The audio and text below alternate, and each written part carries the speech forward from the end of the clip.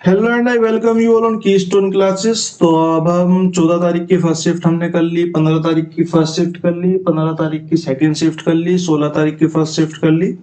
उसके बाद हमारे पास जो पेपर है वो है 14 तारीख की थर्ड शिफ्ट का। ठीक है, अभी फेब में जो एग्जाम्स हुए थे 22 फेब को जिनकी आंसर की रिलीज हुई थी, उन्हीं पेपर्स में से एक असिस्टेंट ग्रेड 3 का पेपर है। अब ये मेरे पास जो पेपर है वो सेकंड लास्ट पेपर है, तो इस पेपर के 2020 क्वेश्चंस की दो क्लास होंगी। इसके बाद एक और पेपर है जिसकी 2020 क्वेश्चंस की दो क्लास और होगी। इस सीरीज में लगभग हम 12 क्लासेस कर चुके हैं, 12 वीडियोस आपको मिल जाएंगी नंबरिंग के हिसाब से। 12 वीडियोस हम कंप्लीट कर चुके हैं। इसके बाद 4 क्लासेस और आएंगी 15 वीडियोस में, ये 16 वीडियोस में ये हमारा असिस्टेंट ग्रेड 3 के पूरे एग्जाम्स यहाँ पे निपट जाएंगे। ठीक है, उसके बाद संडे को आप एक क्लास मिलेगी जो हमने टेलीग्राम का जो ग्रुप बनाया हुआ है, जिसमें पेपर्स के अच्छे क्वेश्चंस में डालूंगा।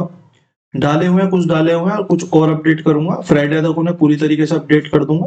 तो उसको अपडेट होने के बाद आपको यहाँ पे संडे को एक और वीडियो मिलेगी संडे को, जो कि आपको होगी इन्हीं जो क्वेश्चंस है, जो अच्छे क्वेश्चंस है उन्हीं को मैं यहाँ पे यूट्यूब पे भी आपको अवेलेबल करा दूंगा। ठीक है, अगर आप यहाँ से करना चाहते हैं आप यहाँ से कर सकते हैं, वरना संडे तक का वेट कर सकते हैं।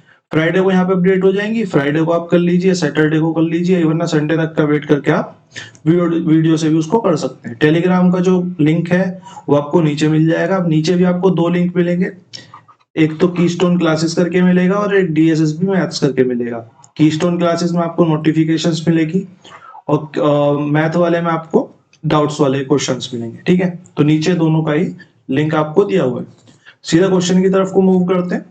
क्वेश्चन मैथ का सेक्शन 1 का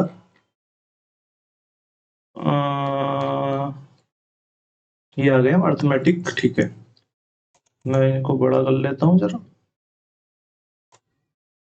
ठीक है, तो पहला क्वेश्चन जो हमें दिया हुआ है वो है x प्लस वाई का 24% x माइनस वाई के 32% के बराबर है। ये क्वेश्चन एक बार आ चुका है, यानी कि रिपीटेड क्वेश्चन ही है। यदि x प्लस वाई का 24% x माइनस वाई के 32% के बराबर है, तो y का कितना प्रतिशत x के बराबर है। ठीक है, y का कितना प्रतिशत x के बराबर है निकाल लेते हैं। अब अगर मैं ऊपर ही करना चाहूं तो मेरे को यहाँ पे क्वेश्चन की डिमांड से ये पता चलता है कि मेरे को x और y की इंडिविजुअल वैल्यू चाहिए, तभी तो मैं निकाल पाऊंगा। ठीक है, तो मैं इंडिविजुअल वैल्यू निकाल लेता हूँ। मैंने देखा यहाँ पे x प्लस वाई का मेरे को इक्वेशन दी हुई है। x प्लस वाई का मतलब multiply 24% is equal to x minus Y का 24%। ठीक बात है, मेरे को इक्वेशन दी हुई है, सॉरी 32% है, 32 मल्टीप्लाई बाई 32%। तो जब बराबर का निशान है तो नीचे का 100 कैंसिल हो जाएगा। अगर मैं इसको काटना चाहूं तो 8 चौक 32 और ये 8 तिया 24, यानी कि मेरे को यहां से क्या मिलेगा 3 of x plus Y is equal to 4 of x minus Y. ठीक बात है, तो मैं इसको ऐसे भी लिख सकता हूं कि x प्लस वाई और x माइनस वाई जो है वो 4 और 3 के अनुपात में। x माइनस वाई की वैल्यू ये है, x प्लस वाई की वैल्यू ये है। ठीक है, अब यहां से मेरे को क्या फायदा होगा, मेरे को यहां से दो इक्वेशन मिल गई। मेरे को एक x प्लस वाई मिल गया, एक x माइनस वाई मिल गया। यहां से मेरे को पता है अगर मेरे को दो संख्याओं का योग और दो संख्याओं का अंतर दिया हो, तो अगर मैं उन्हें जोड़ के आधा कर दूं, यानी कि 4 प्लस 3/2, तो मेरे पास बड़ी वाली संख्या आ जाएगी। बड़ी वाली संख्या कौन सी होगी, जिसके माइनस में होके कुछ बच रहा है। ठीक है, तो ये कितनी आ जाएगी 7/2, जिसे मैं कह सकता हूं 3.5। ठीक है, अदर हैंड पे अगर मैं बात करूं छोटी वाली संख्या अगर मेरे को निकालनी हो, तो मेरे को इन संख्याओं को घटा के आधा करना पड़ेगा, यानी कि 4 माइनस 3 अपॉन में 2, तो 1/2, और इसको मैं बोल सकता हूं 0.5। ठीक है, अब मेरे से पूछा y का कितने प्रतिशत x है, यानी कि y से तुलना कराइए x की तुलना, यानी कि x की वैल्यू y की तुलना में कितनी है, मल्टीप्लाई में 2, क्योंकि प्रतिशत में आंसर पूछा है। पॉइंट से पॉइंट कट हो गया, 5 सत्ते 35, तो ये कितना आ गया हमारा 700%। 700%, यानी कि ऑप्शन नंबर 3 हमारा यहाँ पे राइट आंसर होना चाहिए। एक बार हम मिटा के चेक कर लेते हैं, बिल्कुल सही बात है, ऑप्शन नंबर 3 ही हमारा राइट आंसर है। क्वेश्चन नंबर 2 की तरफ को चलते हैं। ये भी रिपीट क्वेश्चन है, एक बार आया हुआ है। वरना जनरल एग्जाम में परसेंटेज का ये क्वेश्चन तो बनता ही बनता है, ठीक है, ये क्वेश्चन तो आपको आना ही चाहिए। दो संख्या तीसरी संख्या से, दो संख्याओं के बारे में बात कर रहा है कि किसी तीसरी संख्या से क्रम से इतनी और इतने प्रतिशत कम है, दूसरी संख्या पहली से कितने प्रतिशत कम है, उसके लिए हमें पहले संख्याएं निकालनी पड़ेंगी, कुछ ना कुछ उनके बीच का तालमेल निकालना पड़ेगा कि क्या सीन है क्या नहीं है। देखो, अगर तीसरी संख्या की बात कर रहा है तो मैं बोल सकता हूं कि इसमें तीन संख्याएं, 1, 2 और 3। तीसरी संख्या से क्रम से ये कम है तो मैं बोल सकता हूं कि तीसरी संख्या को अगर मैं 100 मान लूं तो पहली 17.5 कम है, यानी कि 82.5% है, या 82.5 है, 100 मान लो डायरेक्टली, ठीक है। और ये 25% कम है, यानी कि 100 - 25, यानी कि ये 75 है। अब क्वेश्चन ने हमसे डिमांड करी कि दूसरी संख्या पहली संख्या से कितने प्रतिशत कम है, दूसरी संख्या पहली संख्या से कितने प्रतिशत कम है, यानी कि तुलना किससे करवा रहा है, पहली संख्या से, और क्या डिफरेंस की तुलना करवा रहा है।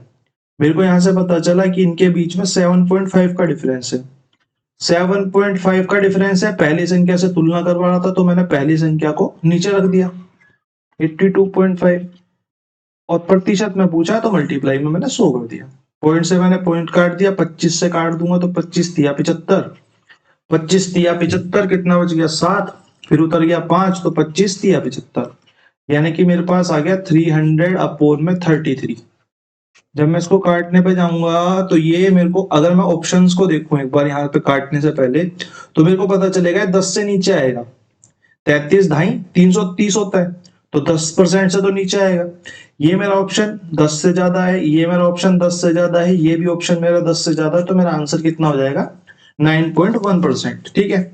और बाकी आप 33 निम्बा ही जाएगा तो वहां से भी आप क्लिक कर सकते हैं, 9.1% आपका यहाँ पे आंसर आ जाएगा, ऑप्शन नंबर सी, ठीक है। इस तरीके से आप यहाँ पे आंसर्स को भी कंसीडर अपने दिमाग में रख के चलें कि पूरी कैलकुलेशन ना करनी पड़े और टाइम आपका बच जाए, ठीक है। क्वेश्चन नंबर 3 की तरफ को चलते हैं। क्वेश्चन नंबर 3 हमारा कह रहा है कि एक आदमी अपनी आय का 1/4 भाग, एक आदमी अपनी आय का 1/4 भाग भोजन पर खर्च करता है, अपनी आय का 1/6 भाग घर पर खर्च करता है, और अपनी आय का 2/5 भाग कपड़ों पर खर्च करता है। यदि उसके पास अब बचत के रूप में 990 रुपए बचे हैं तो उसकी आय बताओ, ठीक है, कोई दिक्कत नहीं है। मैंने लिख लिया कि वो फूड पे कितना खर्च करता है, फूड पे वो 1/4 खर्च कर रहा है। फिर उसके बाद मैंने लिख लिया कि घर पे कितना खर्च कर रहा है, हाँ, यानी कि हाउस बोल सकता हूँ, हाउस पे वो 1/6 खर्च कर रहा है। उसके बाद वो एक 2/5 खर्च कर रहा है, वो अपने कपड़ों पे यानी कि क्लोथ्स पे खर्च कर रहा है, ठीक है। अब इसको मैं दो तरीके से कर सकता हूँ, मैं प्रेफर करता हूँ कि मैं नीचे वालों का एलसीएम ले लूं, नीचे वालों का एलसीएम यानी कि 5, 5, 6, ये मल्टीप्लाई क्यों लग गया बीच में, हटा देते हैं, ठीक है, 5, 6 और आपका एक हमारा हो गया ये 4, 5, 6 और 4 का हम यहाँ पे एलसीएम ले लेते हैं। हमको इसका पता है एलसीएम कितना आएगा 60, एलसीएम 60 आएगा तो हम टोटल आय को 60 ही मान लेते हैं एलसीएम लेके, इसी को टोटल इनकम मान लेते हैं। ये लेट है, ठीक है, ये एक्चुअल नहीं है, ये लेट टोटल इनकम है। अगर टोटल इनकम का 1/4 यहाँ पे फूड पे खर्च कर रहा है तो मेरे को यहाँ से पता चला कि 15 इसने फूड पे खर्च कर दिया। 1/6 अगर टोटल इनकम का हाउसिंग पे खर्च कर रहा है तो मेरे को यहाँ से पता चला कि 10 खर्च कर दिया। और यहाँ से मेरे को पता चला कि अगर मैं इससे 5 से काट दूं तो ये 12 बार जाएगा, और 12 दूनी 24 यहाँ पे इसने क्लोथ्स पे खर्च कर दिया। तो मैंने देखा कि अगर इसने कितना खर्च कर दिया, इसने मेरे हिसाब से 49 खर्च कर दिया, 49 खर्च कर दिया। जो हमने लेट माना था 60, उसमें से 49 अभी तक हमारा खर्चा आ चुका है। तो कितना बचा, बचत जो हुई हमारी, सेविंग हुई हमारी 60 माइनस में 49 यानी कि 11 की। लेकिन इसके हिसाब से तो 990 है, यानी कि इस 11 की वैल्यू एक्चुअल रुपए में 990 है। मेरे से आए यानी कि 60 की वैल्यू पूछी है। अगर 11 की वैल्यू 990 है तो 60 की कितनी होगी, 990 बटे में 11 मल्टीप्लाई में 60, 11 निम्न 99 यानी कि 9 6 54।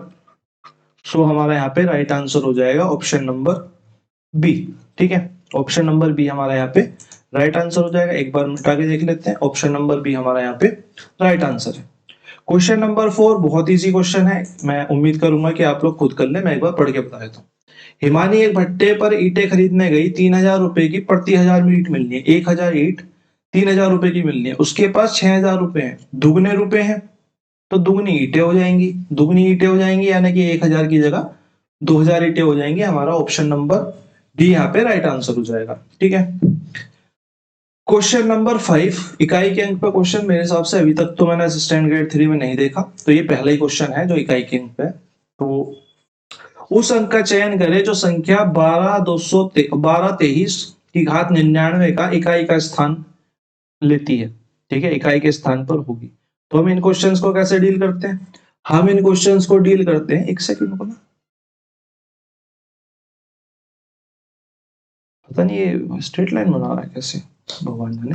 ठीक है, तो 1223 की घात 99 पे इकाई का अंक कौन सा आएगा? अगर उसकी घात 99 है तो हमें इस पे घात से मतलब होता है।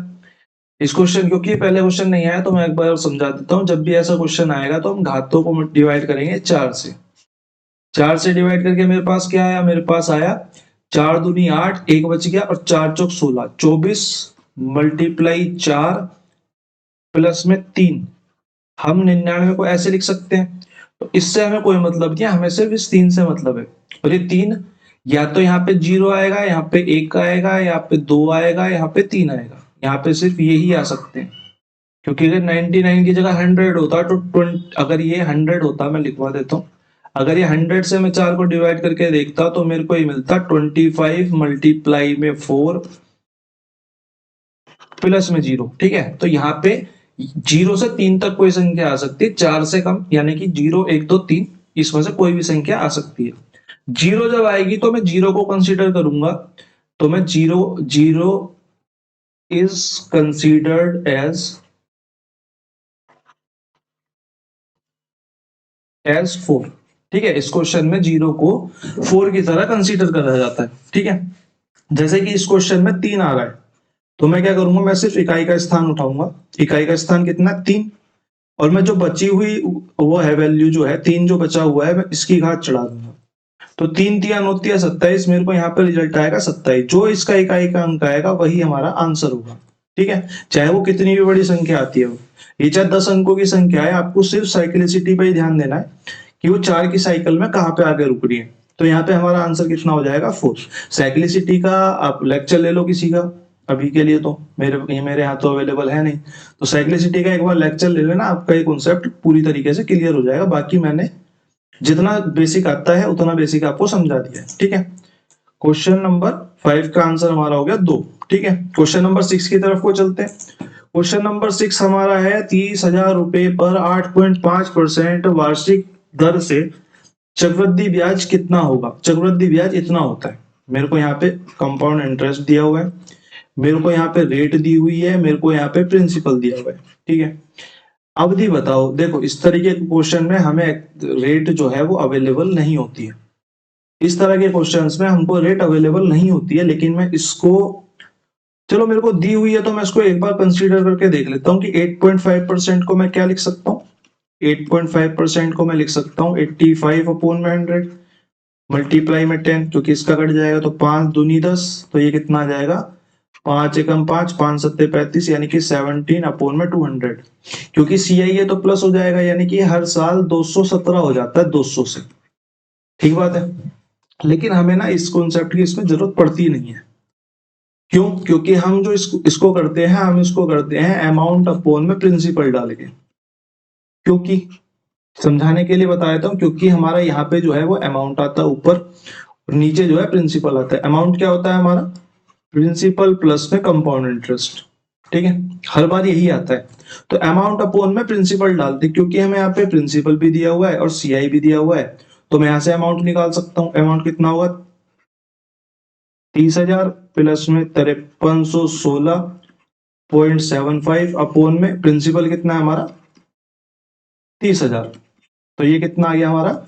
ये आ गया हमारा 35316.75 अपॉन में 30,000। और जब मैं इसका पॉइंट हटाऊंगा तो यहाँ पर आ जाएगा 100। ठीक है, अब मैं इसको 25 से काट सकता हूँ, मेरे को दिख रहा है 25 से कट जाएगा, तो 25 चौका 100, और ये 25, इसको मैं काट के लिखता हूँ इस रंग से, किस रंग से लिखा जाए, किस रंग से लिखा जाए, नीले से लिख लेते हैं। ठीक है, तो यहाँ पे मेरे को चला 25 से कम 25, कितना बच गया 10, 103, 25 चौका 100, बच गया 3, 25 से कम 25 बच गया 6, 25 दूनी 50, बच गया 16, और 25 छिक्का 150, 16 से 150 और कितना बच गया 167 में से 150 गए 17, और 25 सत्ते 175।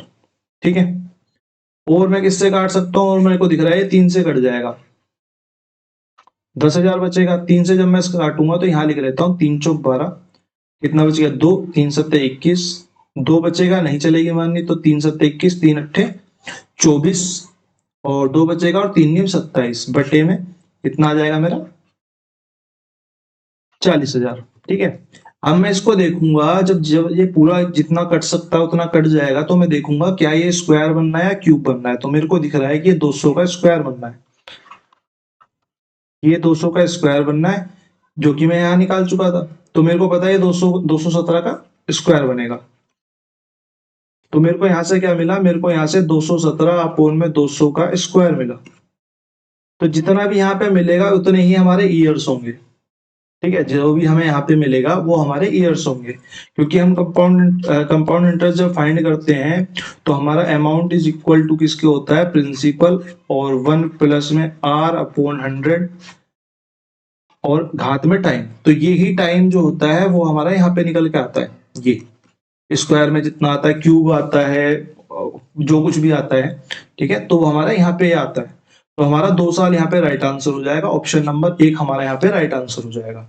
ठीक है, और 2 ऑप्शंस तो आप वैसे भी कट कर सकते थे, ये दोनों, क्योंकि हमारा अर्धवार्षिक तो दिया ही हुआ नहीं है, तो आधे में नहीं आ सकता, आधे में आने की उसकी उम्मीद बहुत ज्यादा कम है। और 30,000 पर अगर 1 वर्ष का होता तो भाई साहब वो चक्रवृद्धि ब्याज ही नहीं होता, वो तो सिंपल इंटरेस्ट होता। ठीक है, तो ये भी कट हो जाता, तो हमारा ऑप्शन जो है वैसे भी 1 नंबर लग जाता। अगर प्रैक्टिस अच्छी है तो आप इसको बिना करे भी लगा सकते थे कि 2 ही साल हो सकता था। ठीक है, तो हमारा ऑप्शन नंबर 1 यहाँ पे 2 साल राइट आंसर हो गया। क्वेश्चन नंबर 7 की तरफ को चलते हैं। क्वेश्चन नंबर 7 पाई चार्ट का आया हुआ सबसे अच्छे क्वेश्चन में से एक। ठीक है, मैं इसको छोटा कर लेता हूँ क्योंकि ये क्वेश्चन ना बहुत फैला फैला के दिया हुआ, देखो आंसर कहाँ दिया हुआ इसका। ठीक है, तो इस क्वेश्चन को मैंने ग्रुप में भी डाला था, अभी पता नहीं किसी ने कमेंट करा नहीं करा, किसी का निकला नहीं निकला, भगवान जाने, वो करता नहीं करता, हमारा काम तो गाइड करने का है।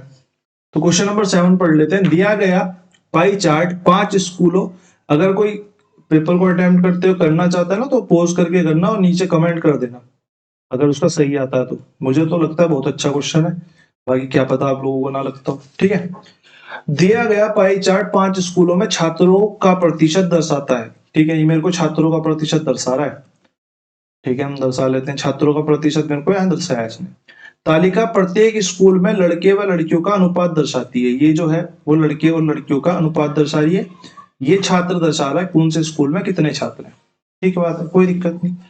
पाई चार्ट और तालिका का अध्ययन करें और निम्नलिखित प्रश्न का उत्तर दे। क्वेश्चन हमें कहा दिया है, क्वेश्चन हमें यहाँ दिया है, एक्चुअल क्वेश्चन जो है वो हमारा ये है। ठीक है, क्वेश्चन ने हमसे क्या बोला है कि यदि सभी 5 स्कूलों में लड़कियों की कुल संख्या, सभी 5 स्कूलों में लड़कियों की कुल संख्या को पाई चार्ट के रूप में दर्शाया गया है।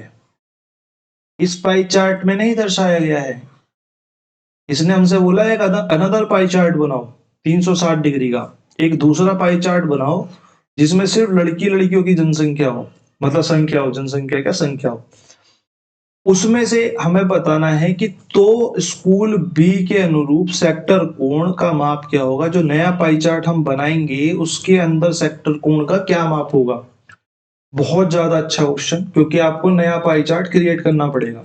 क्रिएट कैसे करेंगे, हमसे लड़कियों की संख्या का पाई चार्ट बोला है, हमें लड़कियों की संख्या निकालनी पड़ेगी। अब यहाँ पे हमें तो कोई टोटल दिया हुआ नहीं है, हमें तो यहाँ परसेंटेज मेंशन करी हुई है। तो हमें ए हमारा जो है वो ये वाला है, तो ए जो है वो हमारा 28% है। ठीक है, कोई दिक्कत नहीं है, थोड़ा सा इधर लिख लेते हैं और इसको जगह मिल जाएगी हमें करने में। तो ए जो है वो हमारा 28% है, बी जो है वो हमारा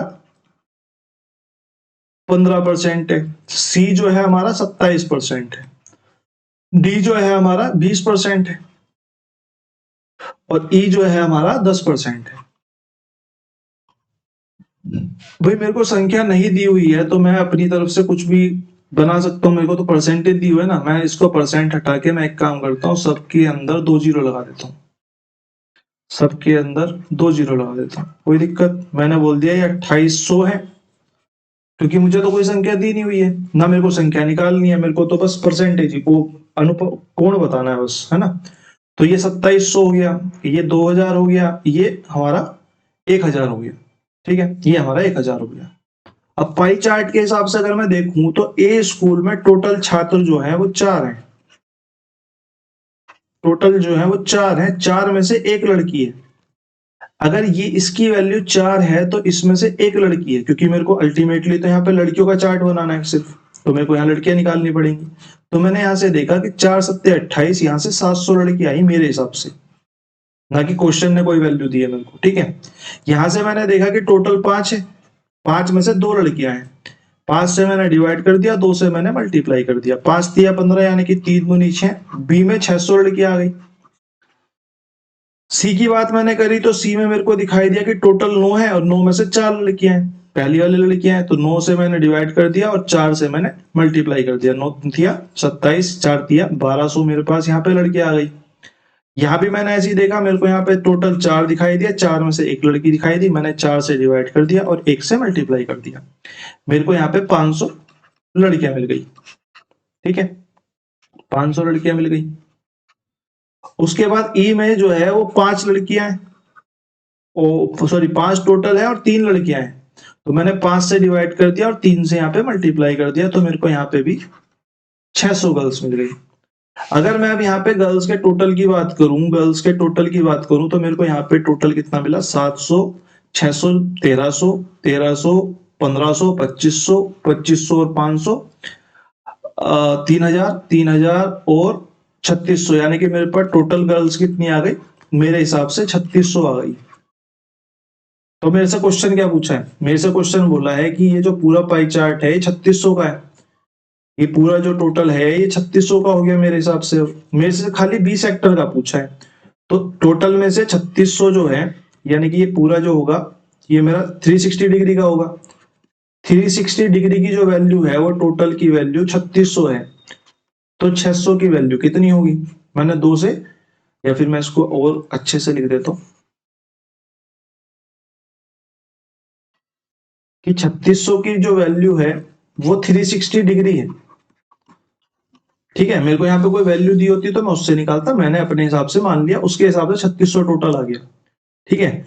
तो मेरी 600 की वैल्यू कितनी होगी डिग्रीज में, तो 360 अपॉन में 3600 मल्टीप्लाई में 600, 2 जीरो से मैंने 2 जीरो डिवाइड कर दी, 6 6 36,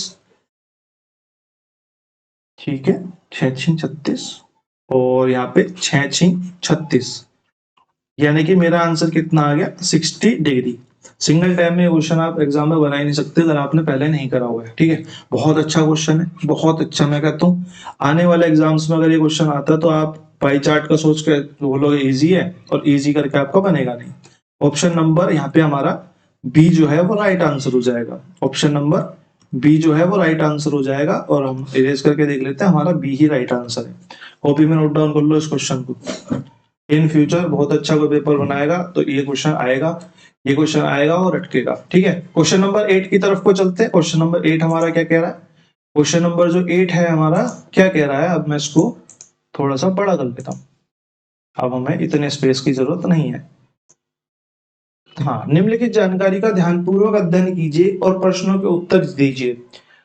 नीचे दी गई तालिका 3 अलग अलग बीमा पॉलिसियों में नेहा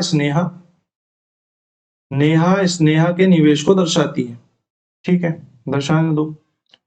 नेहा स्नेहा के स्पेस उसको दर्शाती है, तो ये क्वेश्चन तो कई बार आ चुका है, ये क्वेश्चन तो बहुत बार आ चुका है, ये वाली तालिका लगभग हम 6 से 7 बार कर चुके हैं, ये वाली तालिका, इसमें कॉन्सेप्ट सेम है और ये नंबर्स जो है ये भी सेम है, बस थोड़ा सा अलग रह जाता है क्वेश्चन का। और ये वाला जो क्वेश्चन है वो हमारा सबसे पहला जो क्वेश्चन था, फर्स्ट जो क्वेश्चन था इस तालिका पे यही क्वेश्चन था, ठीक है। इस पे भी 3 तरह के क्वेश्चन आए, मैं तीनों को ही आपके ग्रुप में डाल दूंगा, पहला दूसरा तीसरा। तीसरा क्वेश्चन बहुत अच्छा है, जो इससे पिछले वाले सेट में आया था, उसमें नेहा स्नेहा दी थी और नेहा नेहा के रिगार्डिंग में एक और बंदा उसमें यहाँ पे कमेंट्स में यहाँ पे क्वेश्चंस में ऐड कर दिया था, जिससे कि वो क्वेश्चन थोड़ा टिपिकल बन गया था। ठीक है, क्वेश्चन अब कर लेते हैं। एनपीएस में स्नेहा और एनपीएस में नेहा, एनपीएस में स्नेहा, एनपीएस में नेहा, ईएलएसएस में स्नेहा के कुल निवेश का औसत ज्ञात कीजिए। ठीक है, एनपीएस में स्नेहा कितना करती है, एनपीएस में स्नेहा, मेरे को औसत निकालना तो मेरे को टोटल ही निकालना पड़ेगा, तो मैं इसको ऐसे लिख लेता हूं। और एनपीएस में नेहा 14,500 निवेश कर दिया। और ईएलएसएस में स्नेहा, ईएलएसएस में स्नेहा 20,000 का मेरे को औसत पूछा है, का मेरे को औसत पूछा है, तो मैं टोटल निकाल लेता हूँ। 0 0 0 5 और 4 9 10 की 0 लगाए हासिल और 6। औसत पूछा है, औसत पूछा है और औसत कितनी संख्या होगा, 1 2 और 3 का है, तो मैं 3 से डिवाइड कर देता हूँ। 3 से जब मैं इसे को डिवाइड करूंगा तो मेरा आ जाएगा आंसर 20K, यानी कि ऑप्शन नंबर 1 हमारा यहाँ पे राइट आंसर हो जाएगा। एक बार इरेज करके देख लेते हैं, इरेज करके बिल्कुल सही है, ऑप्शन नंबर 1 ही हमारा यहाँ पे राइट आंसर है। ठीक है, अगले क्वेश्चन की तरफ को चलते हैं। क्वेश्चन नंबर 9, एक निश्चित राशि पर 2 वर्षों में 10% प्रति वर्ष की दर से चक्रवृद्धि ब्याज 2520 है। उसी राशि पर दोगुने समयावधि पर, दोगुनी समयावधि, क्वेश्चन ने जो बोला है उसे मार्क करते चलो अपने दिमाग में। ठीक है, दोगुनी समयावधि, यहाँ तो मैं पेन से मार्क कर रहा हूँ, वहां पे तो पेन नहीं मिलेगा, तो अपने दिमाग में मार्क करते चलो कि टाइम को उसने दुगुना कर दिया, यानी कि 2 की जगह 4 साल बोल दिए, यहाँ पे 2 की जगह 4 साल बोल दिए। ठीक है, 2 की जगह 4 साल बोल दिया। प्रति वर्ष आधी ब्याज दर पर साधारण ब्याज क्या होगा, आधी कर दिया ब्याज दर, यानी कि ब्याज दर की बात करूं, क्वेश्चन में जो ब्याज दर है वो 5% है। ठीक बात है, पर साधारण ब्याज क्या होगा। ठीक है, अब मैं क्वेश्चन के हिसाब से मैं एक बार क्या निकाल लेता हूं, मैं राशि निकाल लेता हूं। मेरे को अमाउंट, प्रिंसिपल तो चाहिए, प्रिंसिपल निकालने के लिए मेरे को जो स्टेटमेंट दिए वो दिए, एक निश्चित राशि 2 वर्ष में 10% प्रति वर्ष की दर से चक्रवृद्धि ब्याज जो है 2520 हो जाता है। मैंने 10 देखा, मैंने बोला 10% तो मुझे पता है 1/10 होता है, और क्योंकि चक्रवृद्धि ब्याज मिल रहा है तो 11/10 हो गया।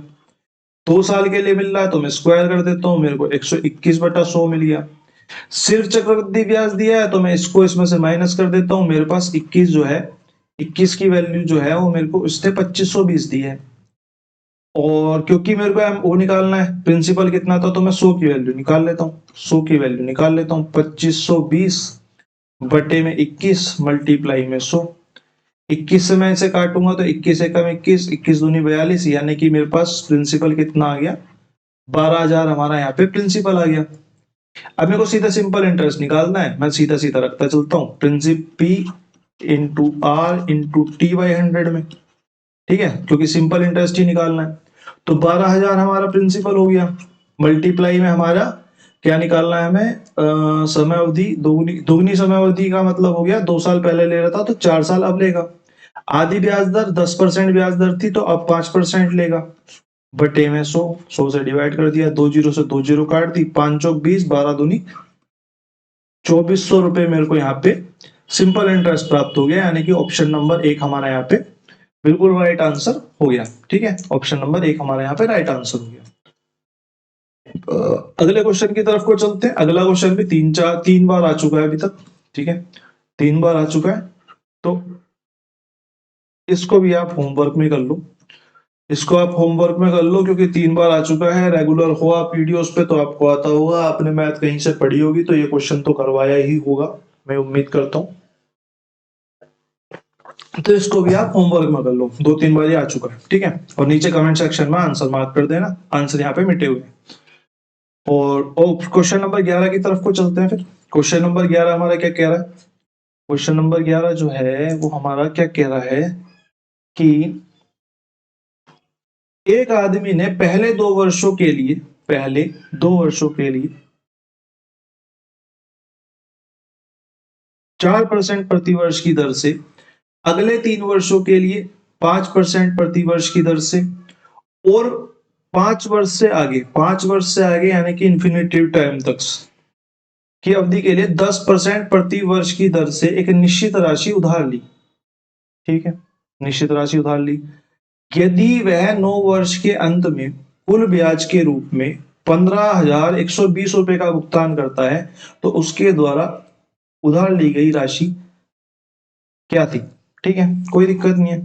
मेरे को पता है कि पहले 2 वर्षों में उसने जो ब्याज की दर दी वो 4% थी। अगर 4% एक साल में दे रहा है तो मैं ये बोल सकता हूं कि 8% 2 साल में दिया होगा। अगले 3 वर्ष के लिए उसने जो परसेंटेज थी उसकी 5% हो गई। तो मैं ये कह सकता हूँ अगर एक साल में 5% दे रहा है तो 3 साल में 15% दिया होगा। अब 3 तो 5 साल तो हो गए और 9 साल तक उसने ब्याज दिया है। तो मैं ये बोल सकता हूँ आगे 4 साल बचे।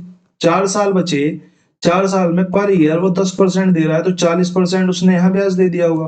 तो अगर मैं टोटल ब्याज की बात करूं, टोटल इंटरेस्ट की बात करूं परसेंटेज के हिसाब से, तो 4 5 6 63% उसने ब्याज दे दिया।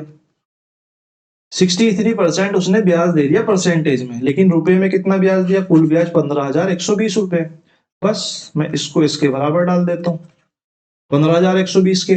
तो अपने आप में जो अमाउंट वो प्रिंसिपल होता है वो 100% होता है, तो 100% की वैल्यू निकाल देते हैं। 15,120 अपोन में 63 मल्टीप्लाई में 100। 63 से ये जाएगा 6 दूनी 12 और 3 चौक 12, 24 बार, 240 बार। तो हमारी प्रिंसिपल कितना आ जाएगा? हमारा आ जाएगा 24,000 प्रिंसिपल आ जाएगा। ऑप्शन नंबर 3 यहाँ पे राइट आंसर हो जाएगा। होप आप लोगों को समझ में आ गया हो। अच्छा क्वेश्चन है, कॉन्सेप्चुअल क्वेश्चन है। अगर आता होगा तो ये इतनी देर का है और बहुत सारे टीचर इसे पन्ने ही भरवा देंगे इसके, है ना। तो उसका कोई फायदा नहीं है। आप चीजों को इस तरीके से बाइफरकेट करके समझेंगे तो आपको अच्छे से समझ में आएंगी और लंबे टाइम तक रिटेन भी रहेंगी। ऑप्शन नंबर 3 हमारा यहाँ पे राइट आंसर हो गया। क्वेश्चन नंबर 12, यदि दो संख्याओं का योग 18 है, उनका अंतर 8 है। देखो ऊपर ही क्वेश्चन कराया था x plus y x minus Y का। ये मेरे को x प्लस वाई दिया हुआ है, तो इसका भी आंसर आप कमेंट सेक्शन में शेयर कर सकते हैं अगर आपकी इच्छा हो तो। मेरे को यहाँ पे x प्लस वाई 18 दिया हुआ है। अंतर यानी कि x माइनस वाई की बात कर रहा है, ये 8 है। उनका गुणनफल पूछा है, आप निकाल के मेरे को कमेंट सेक्शन में बता देना। क्वेश्चन नंबर अगला देखते हैं। एक मिश्र धातु में 15 किलोग्राम धातु ए है। ए जो है वो 15 है और बी जो है वो 10 किलोग्राम है। मिश्र धातु में बी का प्रतिशत पूछा है। सीधी सी बात है, टोटल मेरे को दिख रहा है यहाँ पे 25 किलोग्राम है। पेन चलाने की भी जरूरत नहीं है, टोटल 25 है। 25 में से बी जो है वो 10 है और उसका परसेंटेज पूछा है।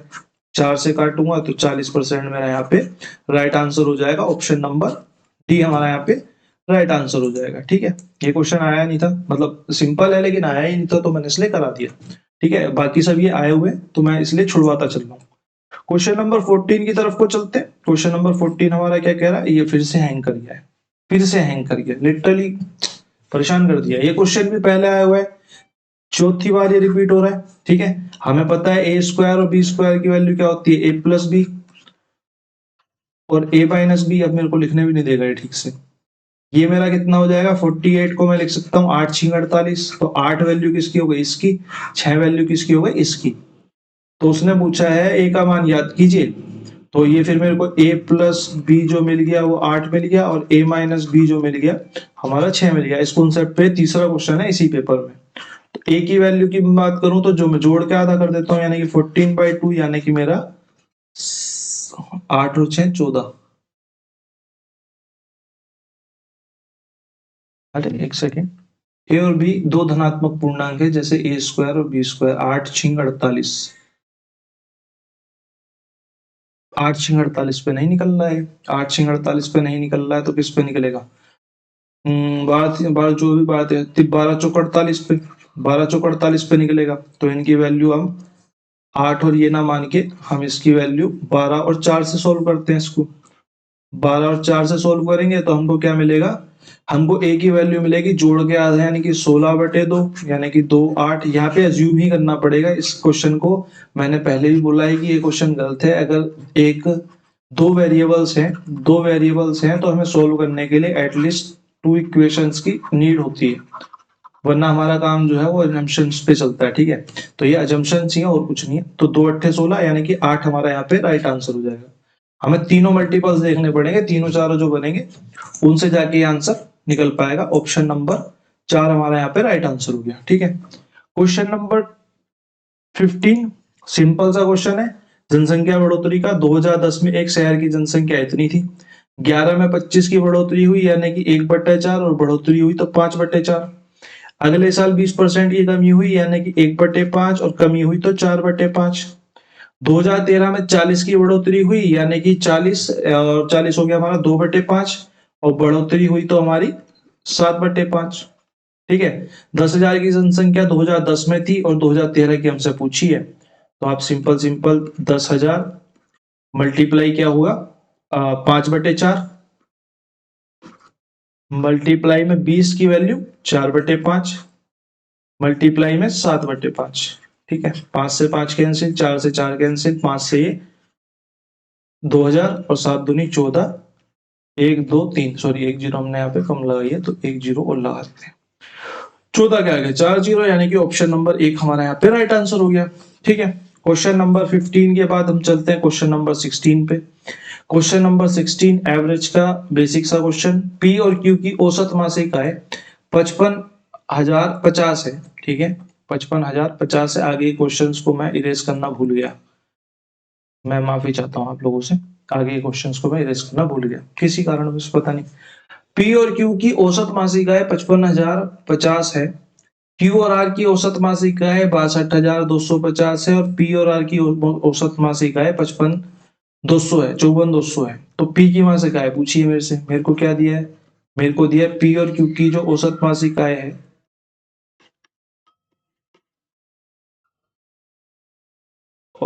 क्यू प्लस आर की जो औसत मासिक आय है वो 62,250 है और मेरे को दिया हुआ है पी और आर की औसत मासिक आय जो है, पी प्लस आर की औसत मासिक आय जो है वो 54,200 है।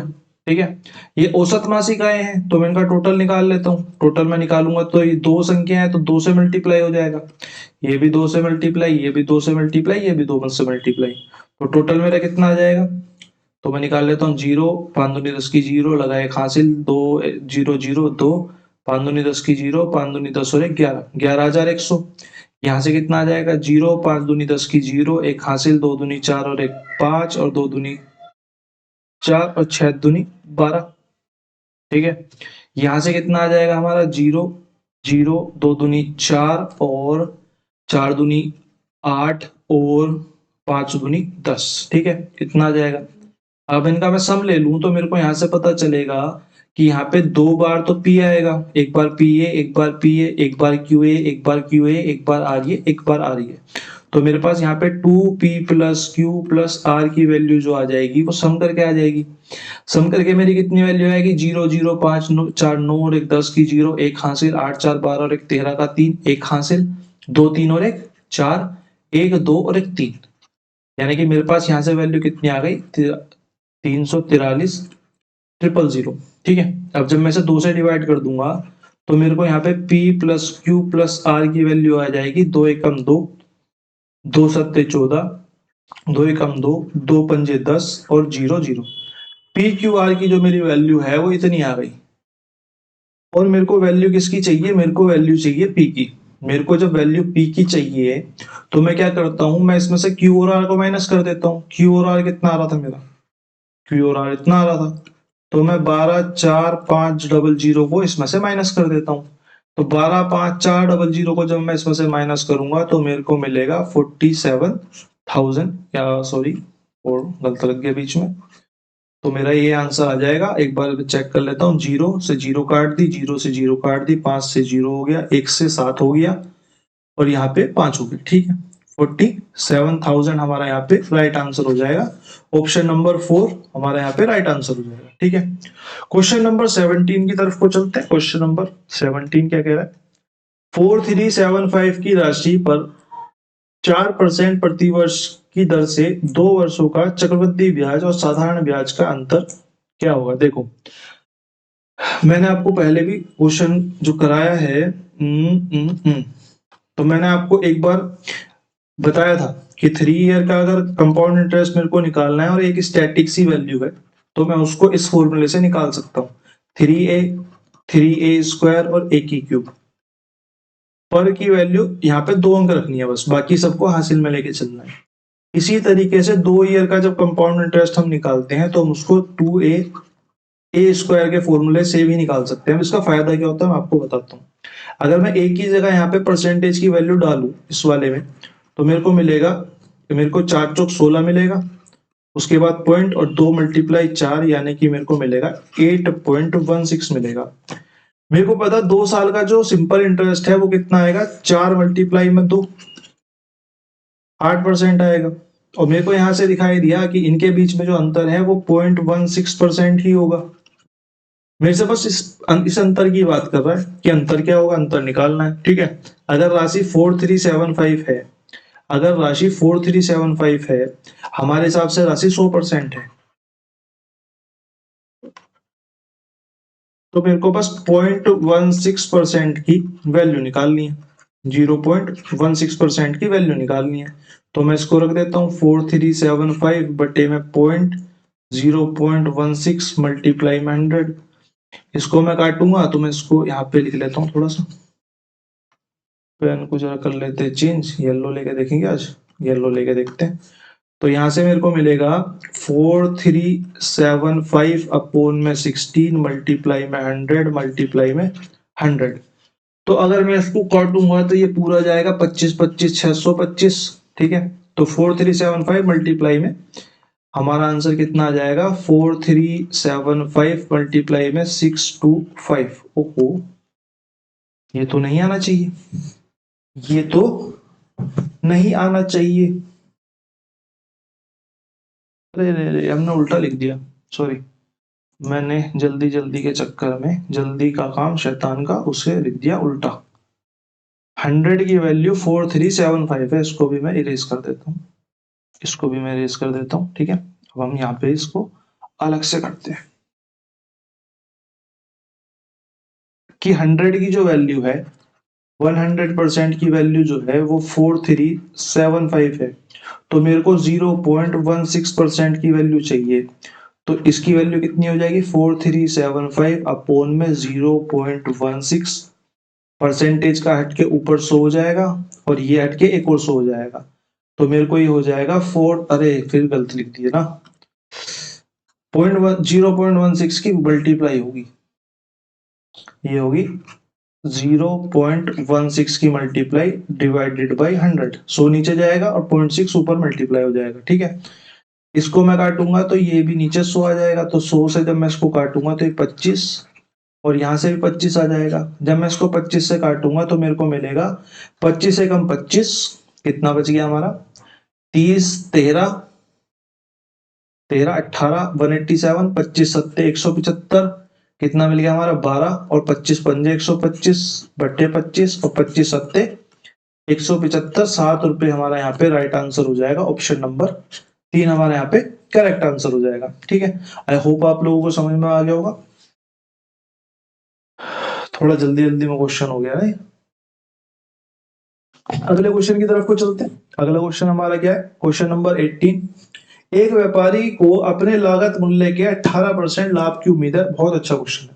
ठीक है, यदि एक सप्ताह में उसकी बिक्री 708 रुपए है तो उसका लाभ ज्ञात कीजिए। भाई मेरे को एक बात बताओ, उसका जो सेल है वो 708 रुपए का है, तो उसका लाभ प्रतिशत ज्ञात कीजिए। ये क्वेश्चन वो है कि लगता इजी है लेकिन होता नहीं है।